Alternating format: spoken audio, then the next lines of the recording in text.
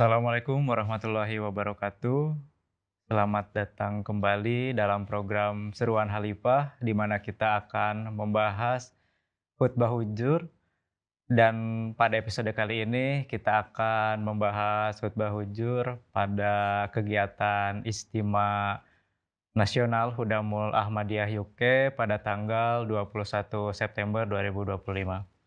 Dan alhamdulillah di studio ini telah hadir narasumber kita, Bapak Mubalik, Bapak Maulana Anom. Assalamualaikum Pak Mubalik. Waalaikumsalam warahmatullahi wabarakatuh.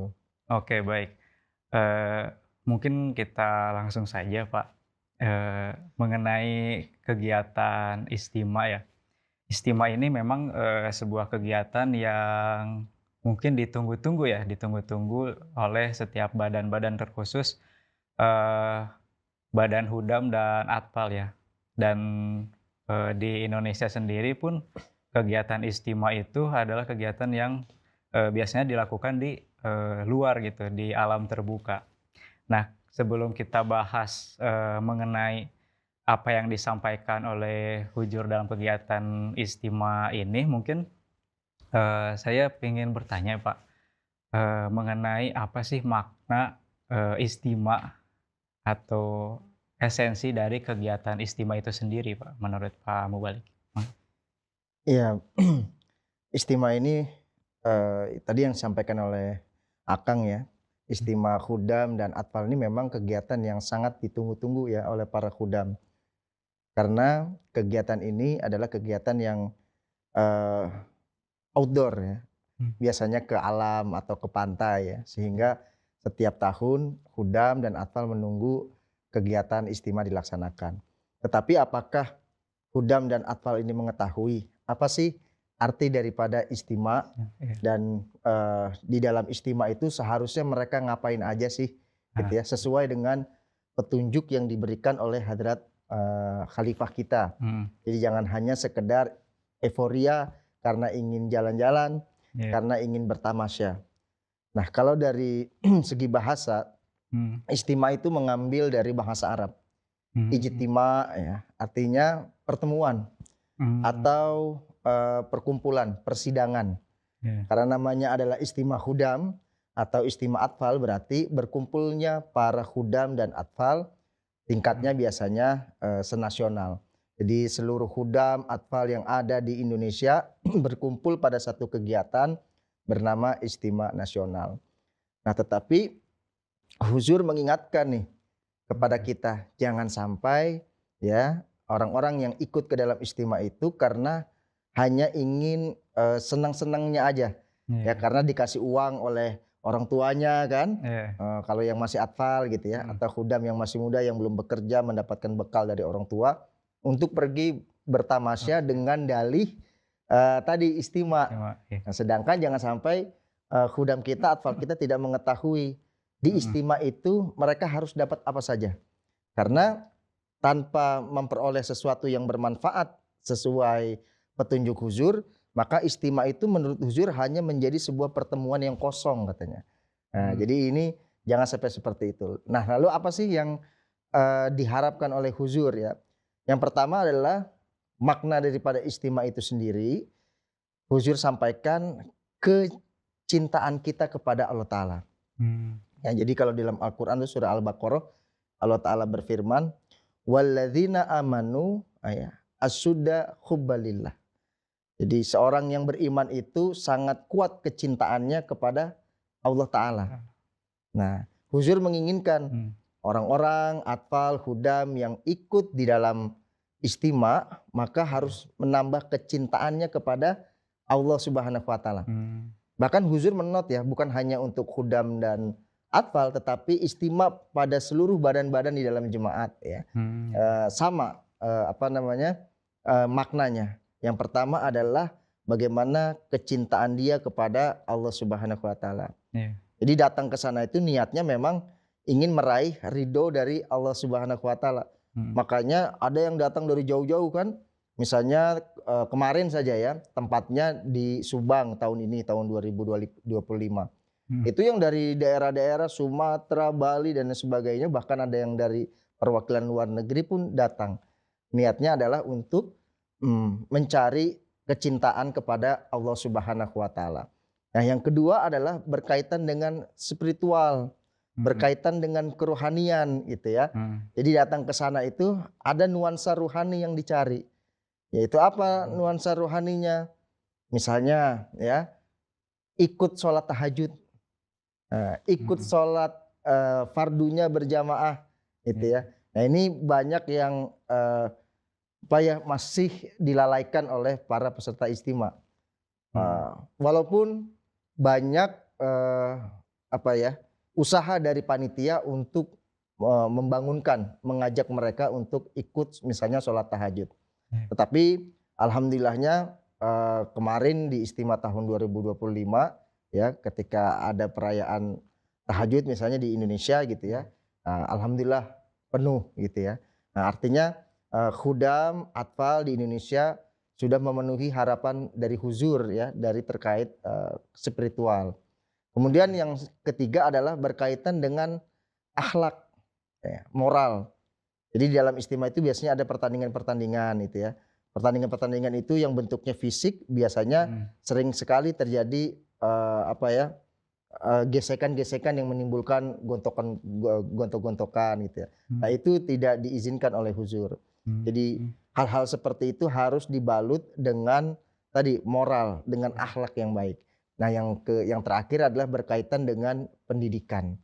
Makanya huzur sampaikan di dalam istimewa yang huzur apa namanya, hadir ya secara virtual tersebut, bahwa tema yang disampaikan oleh huzur adalah berkaitan dengan Al-Quran itu sebagai permata. Nah, Ya, itu Kang. oke.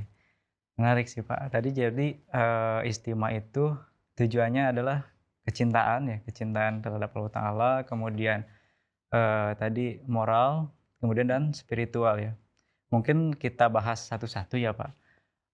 Yang pertama itu kecintaan. Nah, bagaimana sih agar mungkin ya, eee, terkhusus Hudam dan Atfal mungkin, bagaimana kecintaan kepada Allah Ta'alanya itu, bisa tetap terjaga walaupun misalkan setelah istimewa itu selesai gitu, Pak?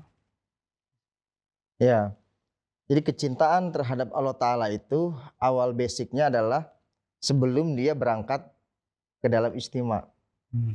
Nah, kecintaan kepada Allah Ta'ala itu yang disampaikan oleh Huzur bermula pada tarbiyat di keluarga. Mmm. Jadi tarbiyat keluarga masing-masing di rumah, pemeriksaan MTA gitu ya, harus Iya. menanamkan kecintaan kepada Allah Subhanahu wa taala.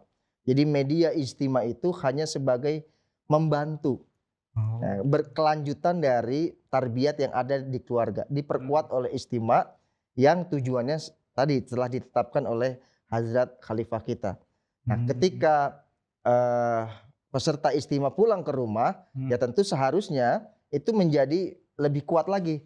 Karena Mmm. tarbiyat di keluarga mengajarkan tentang kecintaan kepada Tuhan, kemudian di istimewa diperkuat lagi ya dalam bentuk Iya. persaudaraan yang lebih luas, kita bersama-sama saling mencintai kepada Tuhan. Seharusnya ketika dia pulang ke rumah, kecintaan kepada Tuhannya itu semakin menguat ya.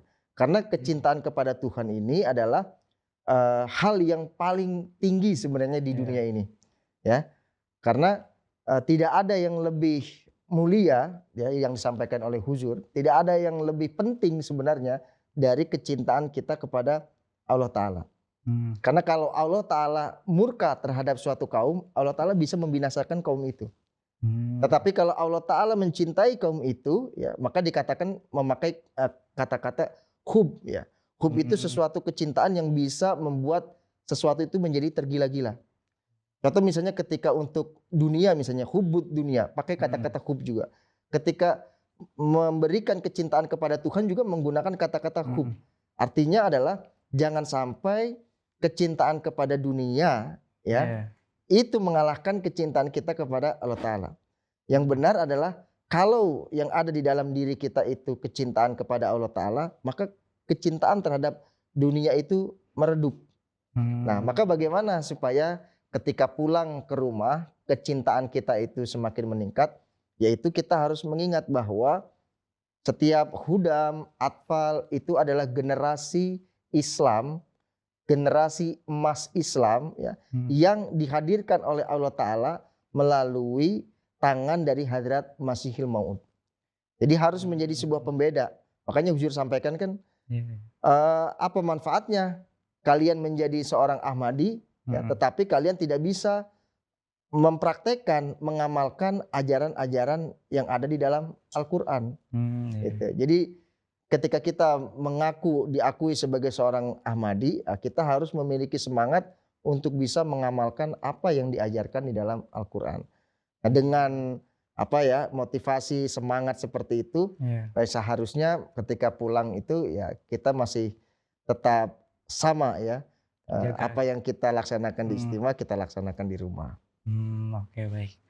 Mungkin mengenai tadi generasi muda ya, Hujur juga dalam khutbahnya ya Pak, Mhm. beliau juga menyampaikan bahwa memang, eee, dalam kegiatan istimewa kan bukan hanya hudam gitu loh.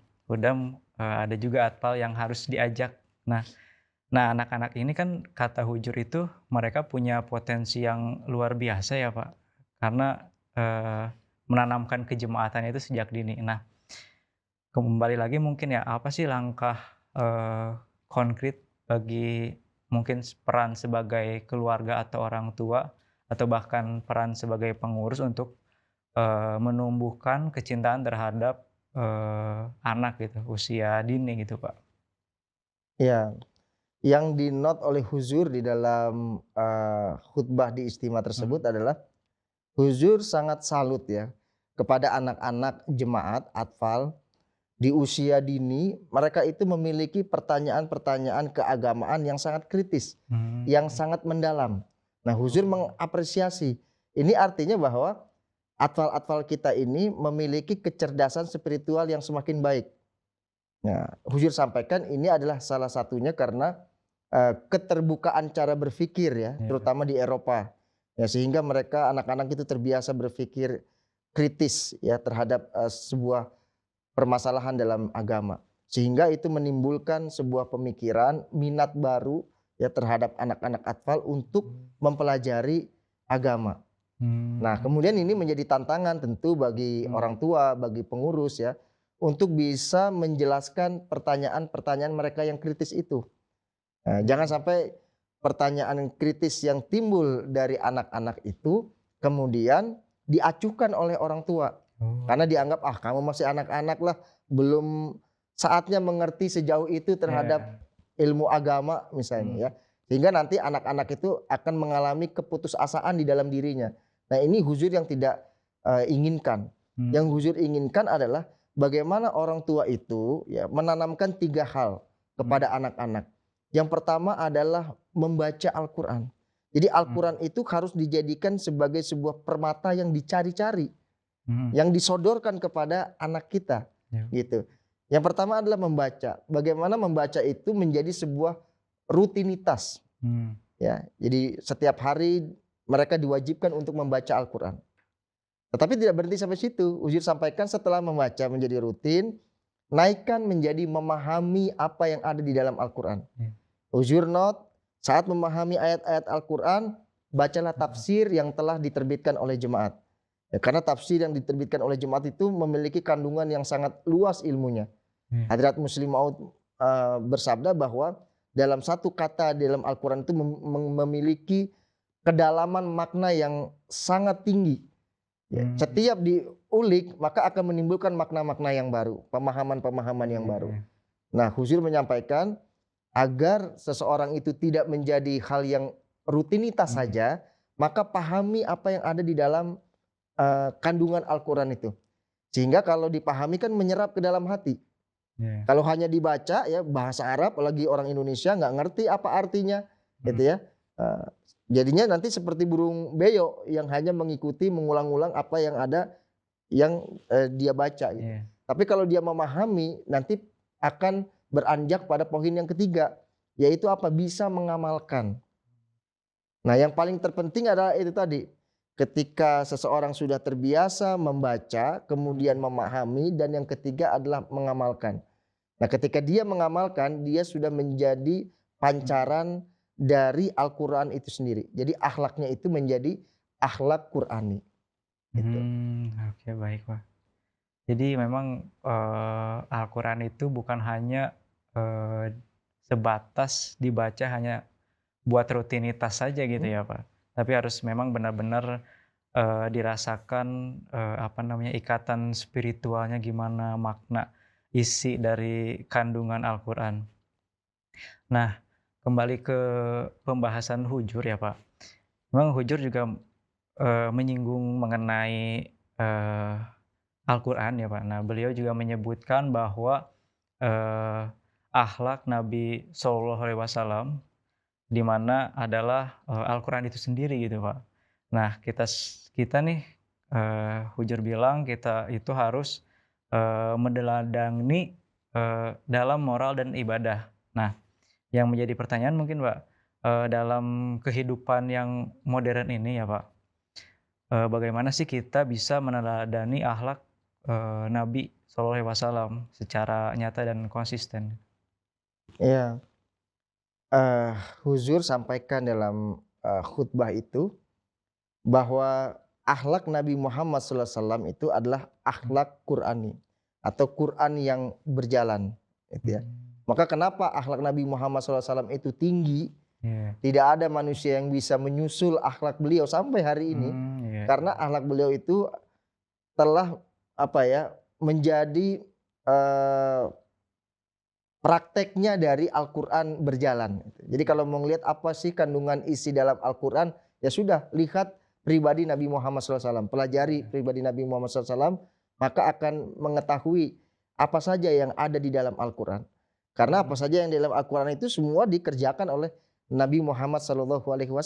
iya, Itu. Maka Hujur sampaikan seorang Ahmadi, Atfal, ya, Khudam yang mengikuti istimewa itu harus bisa menjadi pribadi yang meneladani daripada Al-Quran. Karena Al-Quran mmm, itu di dalam Al-Quran sendiri menyatakan dirinya adalah hudal linnas, iya, petunjuk bagi manusia. Jadi Quran mhm, mengatakan saya ini adalah petunjuk bagi kalian gitu. Hudal iya, linnas, saya adalah petunjuk bagi manusia. Ya. Nah, maka karena Al-Quran itu adalah menjadi petunjuk bagi manusia, mhm, manusia seharusnya memfokuskan dirinya untuk mempelajari Al-Quran, untuk mempelajari petunjuk itu petunjuk ya, dalam kita menjalankan kehidupan di dunia ini. mmm, Karena kalau kita mengikuti petunjuk di dalam Al-Quran, maka iya, tatanan dunia ini akan menjadi tatanan dunia yang terbaik. mmm, Dan itu pernah dipraktekkan di zaman Rasulullah SAW dan berhasil. mmm, Mekah, Madinah yang tadinya terkenal sebagai kota-kota yang terutama Mekah ya menjadi kota Arabia yang, sangat jahiliyah, iya, yang sangat buruk, di tangan Rasulullah SAW dengan mempraktekkan ajaran Al-Quran dalam pribadi beliau mhm, dan diikuti oleh para sahabat, membuat Mekah itu menjadi kota yang madani, menjadi mmm, kota yang modern, menjadi kota yang kemudian menjadi rujukan, pusat rujukan dunia untuk iya, mempelajari terkait kebudayaan dan amal yang, yang terbaik pada masa itu. Nah, mmm, tentu kita di dalam jemaat itu harus mengulang masa-masa itu. oh, Nah, masa-masa itu hanya bisa terulang jika kita semua ini menteladani Al-Quranul Karim dalam praktek wujud Hazrat Rasulullah SAW. Nah, mhm, maka dari kita ini, bagaimana cara mempraktekannya? Ya, mulailah kita ya sedikit demi sedikit ya. iya, Karena biasanya manusia biasa seperti kita ini banyak kelemahan. mmm, Tetapi dengan sedikit demi sedikit mempraktekkan apa yang ada dalam Al-Quran, maka mhm, secara berjamaah ya itu akan membawa perubahan. mhm, Contoh misalnya dalam Al-Quran diajarkan tentang kejujuran. iya, Ya, di mana-mana kita harus berbicara yang hak. mmm, Yang benar katakan benar, yang batil, yang iya, salah kita harus berani mengatakan yang salah. mmm, Kita juga harus misalnya bersikap sabar ketika orang lain memilih untuk mencaci maki, marah-marah. Nah, kita menunjukkan sikap tenang, diam, tidak tersulut emosi. mhm, Jika ini dilakukan bersama-sama secara berjamaah, misalnya di iya, dalam satu cabang, mhm, maka orang lain akan melihat, oh cabang itu adalah cabang yang anggotanya telah menerapkan akhlak dari Rasulullah SAW dan mhm, itu akan terpancar oleh lingkungan dari sekitarnya.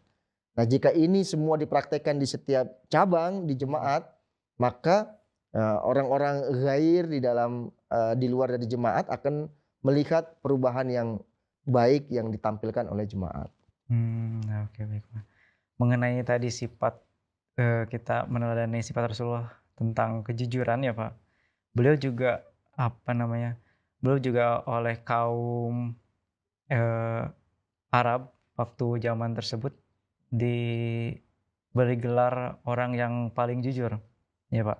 Ya. Nah, bagaimana sih, Pak, dalam, eee, dunia modern saat ini bahwa memang terkadang ya, dari kehidupan sehari-hari itu kadang, eee, kejujuran itu sangat sulit, bahkan ada beberapa orang mungkin ya, eee, melumrahkan kebohongan-kebohongan kecil kayak wishlist misalkan, kamu, bajunya bagus padahal, aslinya enggak gitu. Nah, bagaimana sih kita agar bisa menjaga nilai kejujuran dan integritas tersebut gitu, Pak? Iya, bagus sekali tadi ya, apa yang diulas. Huzur, menekankan ya, lebih dalam beliau kupas, bahwa kejujuran itu harus dipertontonkan ya, kita tampilkan itu dalam segala bentuk. Mmm, Jadi tidak boleh kejujuran itu tergantikan oleh kedustaan, oleh kebohongan, dalam kondisi apapun. Bahkan dalam kondisi ketika kita itu bercanda, mmm, yang kita anggap, iya candaan itu kan, nah ya namanya bercanda tidak serius gitu iya ya. Orang memahaminya juga ya main-main begitu. Nah, iya, dalam hal yang seperti itu pun ya, kejujuran itu tidak boleh ditinggalkan. Kebohongan itu tidak boleh dipraktekkan. mhm, Makanya begitu banyak ayat Al-Qur'an yang menyandingkan kebohongan itu dengan syirik. mmm, Jadi setelah kebohongan adalah syirik. Bahkan, dalam syarat baiat ya, yang pertama tidak boleh syirik, yang kedua tidak boleh bohong, mmm, tidak boleh berdusta. Maka hadis Nabi Muhammad SAW yang diangkat oleh Huzur itu adalah 4 hal kata Nabi Muhammad SAW yang iya, tidak boleh, yang mendatangkan dosa yang sangat besar. Yang pertama adalah syirik, mmm, mempersekutukan Allah Ta'ala. Yang kedua adalah durhaka kepada orang tua. Jadi tidak boleh durhaka kepada orang tua. Kalaupun orang tua mengajak kita, ya Huzur sampaikan, bagaimana kalau ada orang tua yang mengajak untuk berbuat yang buruk? mhm, Ya, Huzur sampaikan bahwa anak harus berbakti kepada orang tua. Tetapi jika itu terkait kepada keimanan, mmm, maka anak itu boleh mendahulukan imannya daripada perintah daripada orang tuanya. Artinya tidak ditaati perintah orang tua mhm, jika hanya berkaitan dengan akan rusaknya iman kita. Tapi di lain daripada itu kita harus benar-benar memperhitungkan apa yang diinginkan, apa yang dikehendaki oleh orang tua kita. Nah, mmm, kemudian, yang selanjutnya adalah yang disampaikan oleh Rasulullah SAW adalah terkait dengan kejujuran, kebohongan. Kebohongan itu dimasukkan oleh Rasulullah SAW ke dalam dosa besar yang Allah Ta'ala tidak kehendaki. Nah, Huzur sampaikan bahwa ternyata kebohongan itu oleh Rasulullah SAW itu disatu levelkan dengan kesyirikan, kedurhakaan kepada orang tua itu. mmm, Jadi Huzur sampaikan tuh, coba lihat betapa Allah Subhanahu wa taala itu ya sangat tidak menyukai yang namanya kebohongan. kebohongan, mmm, Walaupun sifatnya hanya bercanda, walaupun mmm, sifatnya dosanya kecil-kecil. Nah, mhm, berkaitan dengan tadi yang Akang sampaikan, aduh Pak, sekarang perkara kecil itu, kebohongan sudah menjadi sebuah hal yang lumrah. iya, Kenapa sih hal itu bisa terjadi? Ya, Ujur sampaikan juga dalam khutbah Jumat ya, terkait perbaikan amal, biasanya mereka melakukan itu karena menganggap bahwa berbohong itu adalah dosa yang kecil. Dosa yang sifatnya, kalau, melakukan sebuah kebaikan yang lain nanti dosa berbohong yang kecil-kecil itu akan dihapuskan oleh Allah Ta'ala. iya, Padahal dari hadis tadi kita ketahui bahwa itu termasuk dosa yang Allah Ta'ala sangat marah gitu ya. oh Allah iya, Ta'ala paham, sangat tidak bisa terima jika seseorang itu berbuat berbohong. Nah, berbohong yang kemudian tadi dianggap benar dan biasa di kalangan masyarakat, kita sebagai Ahmadi jangan sampai ikut-ikutan melakukan hal itu. Baik. Kita harus kembali kepada tradisi Rasulullah SAW, Hmm. harus kembali kepada ajaran Islam yang benar, tampilkan, sampaikan kepada dunia, kepada teman-teman kita dalam pekerjaan, dalam Hmm. pertemanan, bahwa kebohongan kalian yang kecil ini termasuk kebohongan, termasuk dosa yang besar di hadapan Allah Ta'ala. Oke, baik. Wah, luar biasa sekali ya, jazakumullah Pak Anum. Oke, alhamdulillah pada episode kali ini kita banyak belajar dan semoga kita mendapatkan banyak manfaat. Dan jika pemirsa MTA ingin belajar atau ingin menyimak terus khutbah hujur dan mengaplikasikannya pada kegiatan sehari-hari, silakan saksikan program Seruan Khalifah pada episode-episode selanjutnya. Saya Taufik Ahmad selaku host pamit undur diri. Wassalamualaikum warahmatullahi wabarakatuh.